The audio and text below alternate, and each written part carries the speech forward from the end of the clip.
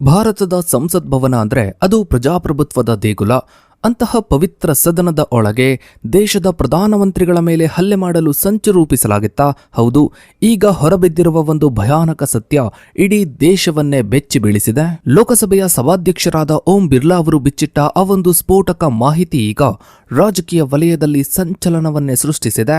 ಪ್ರಧಾನಿ ನರೇಂದ್ರ ಮೋದಿ ಅವರ ವಿರುದ್ಧ ಕಾಂಗ್ರೆಸ್ ರೂಪಿಸಿತ್ತು ಎನ್ನಲಾದ ಆ ಒಂದು ಸಂಚು ಏನು? ಸದನದ ಕಲಾಪದ ವೇಳೆ ಅಂದು ನಡೆದದ್ದಾದ್ರೂ ಏನು? ಓಂ ಬಿರ್ಲಾ ಅವರ ಮಾತಿನ ಹಿಂದಿರುವ ಆ ಗಂಭೀರ ಎಚ್ಚರಿಕೆ ಏನು ಅನ್ನೋದ್ರ ಬಗ್ಗೆ ಒಂದು ವಿಶೇಷ ವರದಿ ಇದೆ, ಬನ್ನಿ ನೋಡ್ತಾ ಹೋಗೋಣ.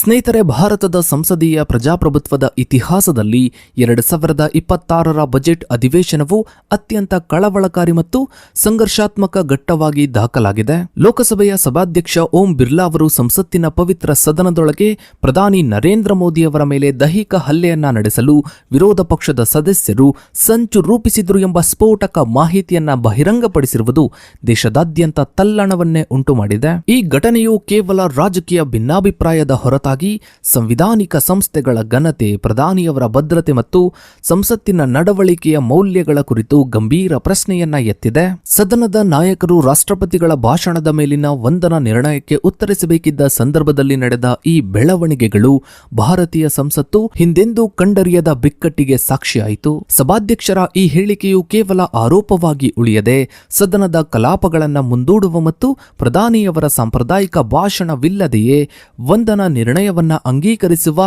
ಅನಿವಾರ್ಯತೆಗೆ ಕಾರಣವಾಯಿತು. ಸ್ನೇಹಿತರೆ, ಈ ಇಡೀ ವಿವಾದದ ಕೇಂದ್ರ ಬಿಂದು ಮಾಜಿ ಭೂಸೇನಾ ಮುಖ್ಯಸ್ಥ ಜನರಲ್ ಎಂಎಂ ನರವಾಣಿಯವರ 4 ಸ್ಟಾರ್ಸ್ ಆಫ್ ಡೆಸ್ಟಿನಿ ಎಂಬ ಇನ್ನೂ ಪಬ್ಲಿಷ್ ಆಗದೇ ಇರುವಂತಹ ಪುಸ್ತಕ. ಫೆಬ್ರವರಿ 2, 2026ರಂದು ಲೋಕಸಭೆಯಲ್ಲಿ ವಿರೋಧ ಪಕ್ಷದ ನಾಯಕ ರಾಹುಲ್ ಗಾಂಧಿಯವರು ಈ ಪುಸ್ತಕದ ಕೆಲವು ಭಾಗಗಳನ್ನು ಉಲ್ಲೇಖಿಸಿ ಸರ್ಕಾರವನ್ನು ತರಾಟೆಗೆ ತೆಗೆದುಕೊಳ್ಳಲು ಪ್ರಯತ್ನಿಸಿದಾಗ ಈ ಮಹಾ ಸಂಘರ್ಷದ ಕಿಡಿ ಹೊತ್ಕೊಳ್ತು. ಭಾರತ ಮತ್ತು ಚೀನಾ ಗಡಿಯ ಪೂರ್ವ ಲಡಾಖ್ನಲ್ಲಿ 2020ರಲ್ಲಿ ನಡೆದ ಸಂಘರ್ಷದ ಸಮಯದಲ್ಲಿ ಪ್ರಧಾನಮಂತ್ರಿ ಕಾರ್ಯಾಲಯವು ಸೇನೆಗೆ ಸ್ಪಷ್ಟ ನಿರ್ದೇಶನವನ್ನ ನೀಡುವಲ್ಲಿ ವಿಳಂಬ ಮಾಡಿತ್ತು ಮತ್ತು ಆಗಿನ ಸೇನಾ ಮುಖ್ಯಸ್ಥರಿಗೆ ನಿಮಗೆ ಸರಿಕಂಡಂತೆ ಮಾಡಿ ಎಂದು ಜವಾಬ್ದಾರಿಯಿಂದ ನುಣುಚಿಕೊಂಡಿತ್ತು ಎಂಬ ಅಂಶವನ್ನ ರಾಹುಲ್ ಗಾಂಧಿ ಪ್ರಸ್ತಾಪಿಸಲು ಮುಂದಾದರು. ಈ ಪುಸ್ತಕವು ಇನ್ನೂ ಸರ್ಕಾರದ ಭದ್ರತಾ ಅನುಮತಿಯನ್ನ ಪಡೆಯದ ಕಾರಣ ಮತ್ತು ಅಧಿಕೃತವಾಗಿ ಪ್ರಕಟವಾಗದ ಕಾರಣ ಇದನ್ನು ಸದನದಲ್ಲಿ ಉಲ್ಲೇಖಿಸುವುದು ಸಂಸದೀಯ ನಿಯಮಗಳ ಉಲ್ಲಂಘನೆಯಾಗುತ್ತದೆ ಎಂದು ಸರ್ಕಾರವು ತೀವ್ರವಾಗಿ ಆಕ್ಷೇಪಿಸಿತು. ಸಭಾಧ್ಯಕ್ಷ ಓಂ ಬಿರ್ಲಾ ಅವರು ನಿಯಮ 349 ಉಲ್ಲೇಖಿಸಿ ಯಾವುದೇ ಸದಸ್ಯರು ಅಪ್ರಕಟಿತ ಅಂದ್ರೆ ಇನ್ನು ಪಬ್ಲಿಷ್ ಆಗದ ಅಥವಾ ದೃಢೀಕರಿಸದ ದಾಖಲೆಗಳನ್ನ, ಪುಸ್ತಕಗಳನ್ನ ಸದನದಲ್ಲಿ ಓದುವಂತಿಲ್ಲ ಎಂದು ಆದೇಶಿಸಿದರು. ಆದರೆ ರಾಹುಲ್ ಗಾಂಧಿಯವರು ಇದು ಸಾರ್ವಜನಿಕವಾಗಿ ಪತ್ರಿಕೆಗಳಲ್ಲಿ ಪ್ರಕಟವಾಗಿರುವ ಮಾಹಿತಿ ಎಂದು ವಾದಿಸಿದ್ರು. ಈ ಜಟಾಜಟಿ ಅಂತಿಮವಾಗಿ ಫೆಬ್ರವರಿ 3ರಂದು 8 ಕಾಂಗ್ರೆಸ್ ಸಂಸದರ ಅಮಾನತಿಗೆ ಕಾರಣವಾಯಿತು. ಇದು ಪ್ರತಿಭಟನೆಯನ್ನ ಮತ್ತಷ್ಟು ತೀವ್ರಗೊಳಿಸಿತು. ಸ್ನೇಹಿತರೆ, ಫೆಬ್ರವರಿ 5ರಂದು ಸದನದಲ್ಲಿ ಮಾತನಾಡಿದ ಸಭಾಧ್ಯಕ್ಷ ಓಂ ಬಿರ್ಲಾ ಅವರು ಹಿಂದಿನ ದಿನ ಅಂದ್ರೆ ಫೆಬ್ರವರಿ 4ರಂದು ಪ್ರಧಾನಿ ನರೇಂದ್ರ ಮೋದಿಯವರ ಮೇಲೆ ಅನಿರೀಕ್ಷಿತ ಕೃತ್ಯ ನಡೆಸಲು ಕಾಂಗ್ರೆಸ್ ಸದಸ್ಯರು ಸಜ್ಜಾಗಿದ್ರು ಎಂಬ ಸ್ಫೋಟಕ ಮಾಹಿತಿಯನ್ನ ನೀಡಿದರು. ಪ್ರಧಾನಿಯವರು ಸದನದಲ್ಲಿ ಮಾತನಾಡಲು ಆಗಮಿಸಿದಾಗ ಅವರನ್ನ ದೈಹಿಕವಾಗಿ ತಡೆದು ಅಹಿತಕರ ಘಟನೆ ನಡೆಸಲು ಸಂಚು ರೂಪಿಸಲಾಗಿತ್ತು ಎಂಬುವುದು ಇವರ ಮಾತಿನ ಅರ್ಥವಾಗಿತ್ತು. ಸಭಾಧ್ಯಕ್ಷರ ಪ್ರಕಾರ ಇವರಿಗೆ ಈ ಕುರಿತು ಖಚಿತ ಮಾಹಿತಿ ಸಿಕ್ಕಿತ್ತು. ಪ್ರಧಾನಿಯವರು ಕುಳಿತುಕೊಳ್ಳುವ ಸ್ಥಳದತ್ತ ಧಾವಿಸಿ ಇವರನ್ನ ಸುತ್ತುವರಿಯುವುದು ಮತ್ತು ಆ ಮೂಲಕ ಒಂದು ಭಯಾನಕ ಸನ್ನಿವೇಶವನ್ನ ಸೃಷ್ಟಿಸುವುದು ವಿರೋಧ ಪಕ್ಷದ ಕೆಲವು ಸದಸ್ಯರ ಯೋಜನೆಯಾಗಿತ್ತು. ಒಂದು ವೇಳೆ ಈ ಘಟನೆ ಸಂಭವಿಸಿದ್ದೇ ಆದಲ್ಲಿ ನಮ್ಮ ದೇಶದ ಪ್ರಜಾಪ್ರಭುತ್ವದ ಸಂಪ್ರದಾಯಗಳು ಚೂರು ಚೂರಾಗಿ ಹೋಗ್ತಾ ಇದ್ವು.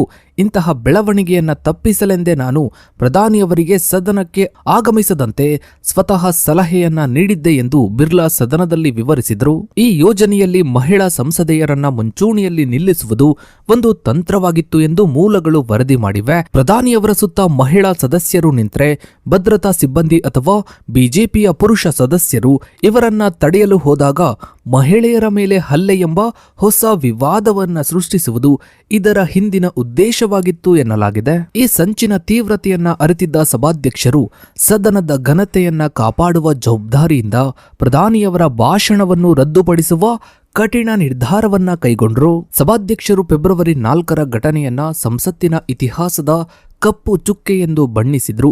ಸಂಸತ್ತಿನಲ್ಲಿ ರಾಜಕೀಯ ಭಿನ್ನಾಭಿಪ್ರಾಯಗಳು ಸಹಜ, ಆದರೆ ಇವುಗಳನ್ನು ದೈಹಿಕ ಸಂಘರ್ಷದ ಮಟ್ಟಿಗೆ ಕೊಂಡೊಯ್ಯುವುದು ಅಥವಾ ಪ್ರಧಾನಿಯವರಂತಹ ಸಂವಿಧಾನಿಕ ಹುದ್ದೆಯಲ್ಲಿರುವವರ ಮೇಲೆ ಹಲ್ಲೆಗೆ ಮುಂದಾಗುವುದು ಎಂದಿಗೂ ಒಪ್ಪಿತವಲ್ಲ ಎಂದು ಇವರು ಕಿಡಿಕಾರಿದರು. ವಿರೋಧ ಪಕ್ಷದ ಸದಸ್ಯರು ಸಭಾಧ್ಯಕ್ಷರ ಕಚೇರಿಯಲ್ಲಿ ವರ್ತಿಸಿದ ರೀತಿ ಕೂಡ ಅತ್ಯಂತ ಅಸಭ್ಯವಾಗಿತ್ತು ಮತ್ತು ಇದು ಸಂಸದೀಯ ನಿಯಮಗಳ ಉಲ್ಲಂಘನೆಯಾಗಿತ್ತು ಎಂದು ಇವರು ವಿಷಾದವನ್ನ ವ್ಯಕ್ತಪಡಿಸಿದರು. ಇನ್ನು ಮತ್ತೊಂದು ಕಡೆ ಸ್ನೇಹಿತರೆ, ಸಭಾಧ್ಯಕ್ಷರ ಈ ಗಂಭೀರ ಆರೋಪಗಳನ್ನ ಕಾಂಗ್ರೆಸ್ ನಾಯಕಿ ಪ್ರಿಯಾಂಕಾ ಗಾಂಧಿಯವರು ಶುದ್ಧ ಸುಳ್ಳು ಎಂದು ತಳ್ಳಿ ಹಾಕಿದ್ದಾರೆ. ಕಾಂಗ್ರೆಸ್ ಸದಸ್ಯರಿಗೆ ಪ್ರಧಾನಿಯವರ ಮೇಲೆ ಹಲ್ಲೆ ಮಾಡುವ ಯಾವುದೇ ಉದ್ದೇಶವಿರಲಿಲ್ಲ ಮತ್ತು ಸರ್ಕಾರವು ತನ್ನ ವೈಫಲ್ಯಗಳನ್ನು ಮುಚ್ಚಿಡಲು ಸಭಾಧ್ಯಕ್ಷರ ಬಾಯಿಯಿಂದ ಈ ರೀತಿಯ ಸುಳ್ಳುಗಳನ್ನು ಹೇಳಿಸುತ್ತಿದೆ ಎಂದು ಇವರು ಆರೋಪಿಸಿದರು. ಪ್ರಿಯಾಂಕಾ ಗಾಂಧಿಯವರ ಪ್ರಕಾರ ಜನರಲ್ ನರವಾಣೆಯವರ ಪುಸ್ತಕದ ಸತ್ಯಗಳು ಹೊರಬರುತ್ತವೆ ಎಂಬ ಭಯದಿಂದ ಪ್ರಧಾನಿ ಮೋದಿಯವರು ಸದನಕ್ಕೆ ಬರಲು ಧೈರ್ಯ ಮಾಡಲಿಲ್ಲ.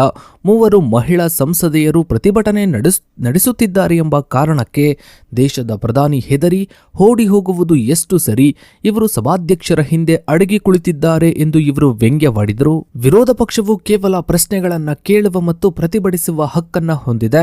ಇದನ್ನ ಹಲ್ಲೆ ಸಂಚು ಎಂದು ಬಿಂಬಿಸುವುದು ಪ್ರಜಾಪ್ರಭುತ್ವದ ವಿರೋಧಿ ಕೃತ್ಯ ಎಂದು ಕಾಂಗ್ರೆಸ್ ವಾದಿಸಿತು. ಕಾಂಗ್ರೆಸ್ ಮುಖಂಡ ಪವನ್ ಖೇರಾ ಅವರು ಈ ವಿವಾದಕ್ಕೆ ಸಾಮಾಜಿಕ ಆಯಾಮವನ್ನ ನೀಡಿ ದಲಿತ ಮಹಿಳಾ ಸಂಸದೆಯರು ಪ್ರತಿಭಟಿಸುವುದನ್ನು ಸರ್ಕಾರಕ್ಕೆ ಸಹಿಸಲಾಗುತ್ತಿಲ್ಲ ಎಂದು ಟೀಕಿಸಿದರು.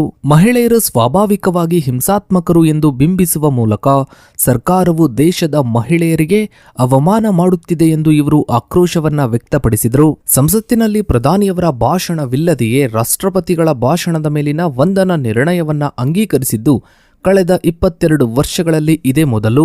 2004ರಲ್ಲಿ ಅಂದಿನ ಪ್ರಧಾನಿ ಮನಮೋಹನ್ ಸಿಂಗ್ ಅವರು ವಿರೋಧ ಪಕ್ಷದ ಪ್ರತಿಭಟನೆಯಿಂದಾಗಿ ಮಾತನಾಡಲು ಸಾಧ್ಯವಾಗದೇ ಇದ್ದಾಗ ಇಂತಹ ಪರಿಸ್ಥಿತಿ ನಿರ್ಮಾಣವಾಗಿತ್ತು. ಆದರೆ 2026ರ ಘಟನೆಯು ಕೇವಲ ಪ್ರತಿಭಟನೆಯಾಗಿರದೆ ದೈಹಿಕ ದಾಳಿಯ ಸಂಚು ಎಂಬ ಆಯಾಮವನ್ನ ಪಡೆದುಕೊಂಡಿರುವುದು ಈ ಬಿಕ್ಕಟ್ಟನ್ನು ಮತ್ತಷ್ಟು ಗಂಭೀರಗೊಳಿಸಿದೆ. ಇನ್ನು ಸದನದಲ್ಲಿ ಪುಸ್ತಕಗಳನ್ನು ಅಥವಾ ದಾಖಲೆಗಳನ್ನು ಉಲ್ಲೇಖಿಸುವ ಕುರಿತಾದ ನಿಯಮ 349 ಈಗ ತೀವ್ರ ಚರ್ಚೆಗೆ ಒಳಗಾಗಿದೆ.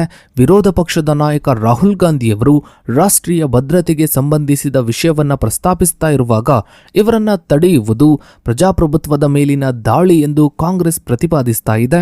ಸಂಸತ್ತಿನ ಇತಿಹಾಸದಲ್ಲೇ ಮೊದಲ ಬಾರಿಗೆ ವಿರೋಧ ಪಕ್ಷದ ನಾಯಕನಿಗೆ ಮಾತನಾಡಲು ಅವಕಾಶ ನೀಡದಂತೆ ಸಭಾಧ್ಯಕ್ಷರನ್ನು ಒತ್ತಾಯಿಸಲಾಗುತ್ತಿದೆ ಎಂದು ರಾಹುಲ್ ಗಾಂಧಿಯವರು ಸಭಾಧ್ಯಕ್ಷರಿಗೆ ಬರೆದ ಪತ್ರದಲ್ಲಿ ದೂರಿದ್ದಾರೆ. ಇನ್ನು ಸ್ನೇಹಿತರೆ, ಸಂಸತ್ತಿನ ಈ ಹೈಡ್ರಾಮಾದ ಹಿಂದೆ ಕೇವಲ ನರವಾಣಿ ಪುಸ್ತಕದ ವಿವಾದ ಮಾತ್ರವಲ್ಲದೆ ಭಾರತ ಮತ್ತು ಅಮೆರಿಕದ ನಡುವೆ ಈಗ ಆಗಿರುವ ಹೊಸ ವ್ಯಾಪಾರ ಒಪ್ಪಂದದ ಕುರಿತಾದ ಅಂಶಗಳು ಕೂಡ ಇವೆ. ಅಮೆರಿಕದ ಒತ್ತಡಕ್ಕೆ ಮಣಿದು ಪ್ರಧಾನಿ ಮೋದಿಯವರು ಭಾರತದ ರೈತರು ಮತ್ತು ಹೈನುಗಾರಿಕೆ ವಲಯದ ಹಿತಾಸಕ್ತಿಗಳನ್ನು ಬಲಿ ನೀಡುತ್ತಿದ್ದಾರೆ ಎಂದು ರಾಹುಲ್ ಗಾಂಧಿಯವರು ಆರೋಪಿಸಿದರು. ರಾಹುಲ್ ಗಾಂಧಿಯವರ ಪ್ರಕಾರ ಚೀನಾದ ವಿಚಾರದಲ್ಲಿ ನರೇಂದ್ರ ಮೋದಿಯವರು ಸೈನ್ಯಕ್ಕೆ ನಿಮಗೆ ಅನಿಸಿದ್ದನ್ನ ಮಾಡಿ ಅಂತ ಹೇಳಿ ನುಣುಚಿಕೊಂಡ್ರು ಅಂತ ಹೇಳ್ತಾರೆ. ಆದರೆ ಅದೇ ಮತ್ತೊಂದು ಕಡೆ ಬಿಜೆಪಿ ನಾವು ಪಾಕಿಸ್ತಾನದ ವಿಚಾರದಲ್ಲೂ ಸೈನ್ಯಕ್ಕೆ ಸಂಪೂರ್ಣ ಸ್ವತಂತ್ರವನ್ನ ನೀಡಿದ್ವಿ, ಅದೇ ರೀತಿ ಚೀನಾದ ವಿಚಾರದಲ್ಲೂ ಕೂಡ ಸೈನ್ಯಕ್ಕೆ ಸಂಪೂರ್ಣ ಸ್ವತಂತ್ರವನ್ನ ನೀಡಿದ್ವಿ, ಆ ಸಮಯಕ್ಕೆ ಏನ್ ಬೇಕೋ ಅದನ್ನ ಮಾಡಿ ಅಂತ ನಾವು ಸೈನ್ಯಕ್ಕೆ ಹೇಳಿದ್ವಿ ಅಂತ ಬಿಜೆಪಿ ಹೇಳ್ತಾ ಇದೆ. ಇನ್ನು ಈ ವಿಚಾರಕ್ಕೆ ಸಂಬಂಧಪಟ್ಟ ಹಾಗೆ ಸತ್ಯ ಹೊರಗಡೆ ಬರಬೇಕು ಅನ್ನೋದು ದೇಶದ ಜನರ ಅಭಿಪ್ರಾಯವಾಗಿದೆ. ಸೊ ಇದಾಗಿತ್ತು ಸ್ನೇಹಿತರೆ ಇವತ್ತಿನ ಈ ಒಂದು ವಿಡಿಯೋದ ಬಗ್ಗೆ ನಿಮ್ಮ ಅನಿಸಿಕೆ ಅಭಿಪ್ರಾಯಗಳನ್ನು ತಪ್ಪದೇ ಕಮೆಂಟ್ ಸೆಕ್ಷನ್ ಅಲ್ಲಿ ಕಮೆಂಟ್ ಮಾಡಿ. ಹಾಗೆ ವಿಡಿಯೋಗೊಂದು ಲೈಕ್ ಮಾಡ್ತಾ ವಿಡಿಯೋನ ಆದಷ್ಟು ಎಲ್ಲ ಕಡೆ ಶೇರ್ ಮಾಡಿ. ನೀವಿನ್ನು ನಮ್ಮ ಚಾನಲ್ಗೆ ಸಬ್ಸ್ಕ್ರೈಬ್ ಆಗಿಲ್ಲ ಅಂದ್ರೆ ಕೆಳಗಡೆ ಕಾಣ್ತಾ ಇರೋ ಸಬ್ಸ್ಕ್ರೈಬ್ ಬಟನ್ ಕ್ಲಿಕ್ ಮಾಡಿ. ಹಾಗೆ ಪಕ್ಕದಲ್ಲಿ ಕಾಣೋ ಬೆಲ್ ಐಕನ್ ಕೂಡ ಕ್ಲಿಕ್ ಮಾಡಿ. ಥ್ಯಾಂಕ್ಸ್.